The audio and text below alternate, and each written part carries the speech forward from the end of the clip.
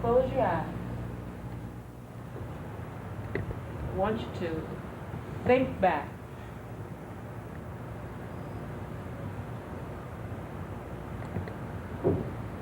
Like in a memory.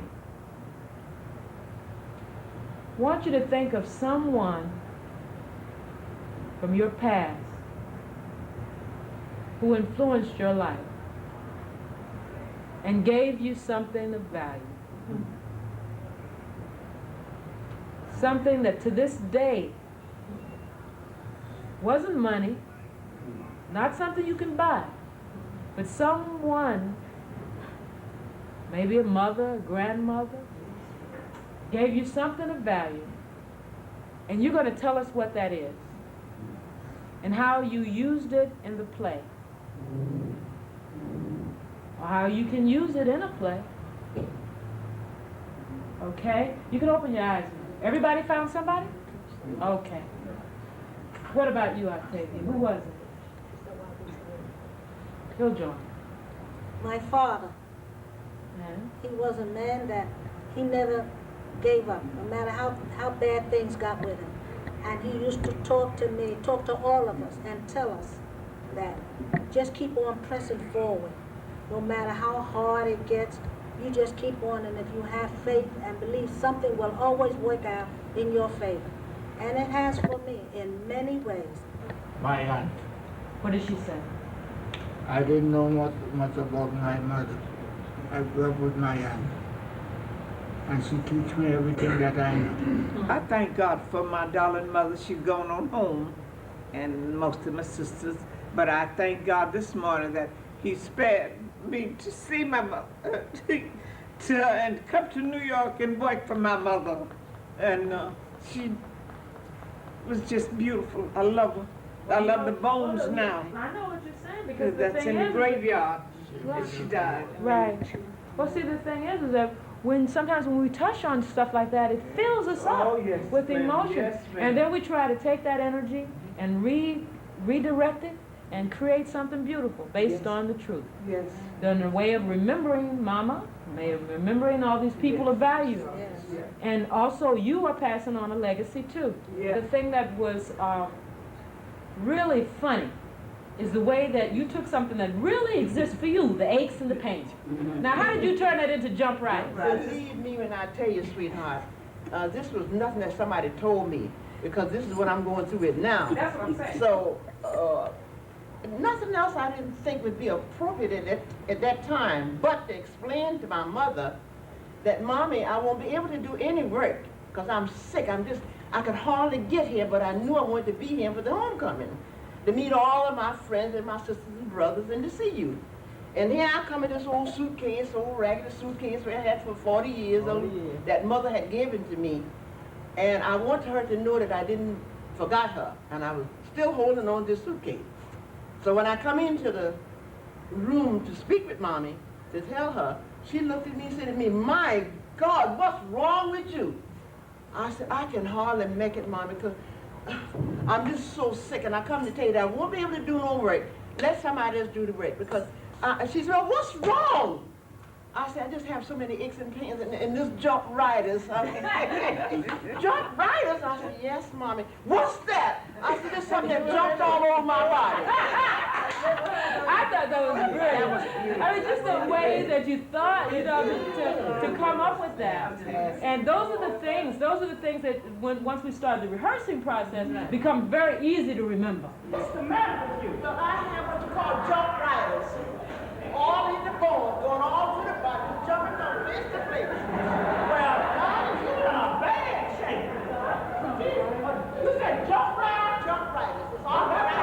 No, I just never said that's the name in New York, but we don't know nothing about those jump riders down there. All we know is aqua. Yeah, but they name it jump riders in the hospital. Oh, well, let me tell you what. You go back and sit down and listen. When this family reunion is over, I'm taking you to the doctor. Doctor? Yeah, now, Elder Share the Arts officially started in 1979 out of William Hodson Senior Center. The way I got to William Hodson was I had been performing in a tenant's play in the lobbies of buildings.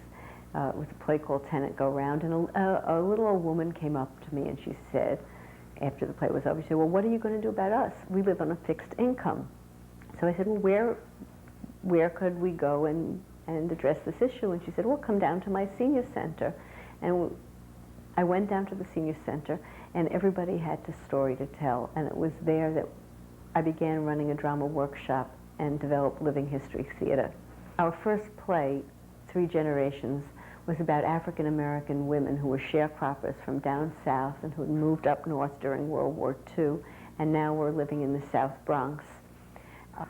Everywhere we took the play, people wanted to do their own story, their own history, and it was at that moment I knew that there was a great need in the communities to have the stories told and given back so people could say, yes, that's me, that is who I am, and my life is here and important. I remember when you bought 2 jelly apples for a nickel, got 3 jelly donuts for a nickel, went to the movies for a nickel and got candy at the same time.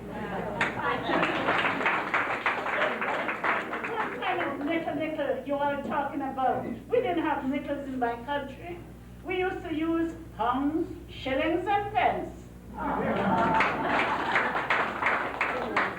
But you couldn't get to our country with a nickel. I remember deli stores offering garlic salami a nickel a stickle, and it was a big deal. I remember when we wrote the first poem, and we just kind of got lines, and then I read it back to them, and they were really surprised at, oh, that's really pretty nice. And I remember Muriel said something like, oh, maybe we are interesting people. And I said, well, maybe you are. Maybe that's absolutely right.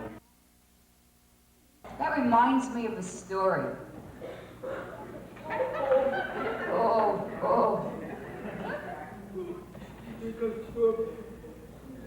Well, I'll tell you, a long time ago, when I was a little girl, about 7 years of age, my father used to sit me in the center of a room, and I would sit there, and there would be all men around me. My father, he was a rabbi, and all his friends that had come were rabbis, and he would tie a live chicken. And then what I would be sitting in that chair, and I'd be looking up, and I'd be so scared, so frightened and my father would say, don't worry, you know, he'd tap me on the shoulder and say, everything would be all right. And then he would take this chicken and start twirling it over my head, and I was sitting there petrified. I didn't understand what this was all about. And you know what happened? They really believed that by twirling that chicken around my head, that would restore my hearing. That I could hear again. But I would frighten me so much because I really didn't understand what was happening. But that was a superstition a long time ago. Oh, yes. We learn from someone, the old people we learn from, and I'm very interested in learning about how people feel and how things were back in the past and how we are in the future now as young people.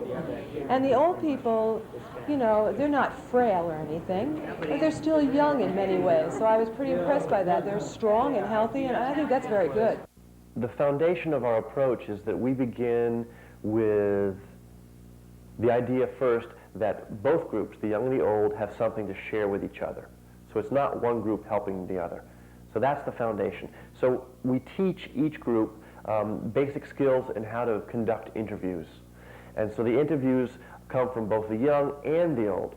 We often think that the older adults pretty much are the ones who have all the experiences. Kids have a lot of experiences to offer too. So then when we create the art with them, the play, or the written piece, or the dance, we're creating that from the source material, the interviews which they've conducted with each other.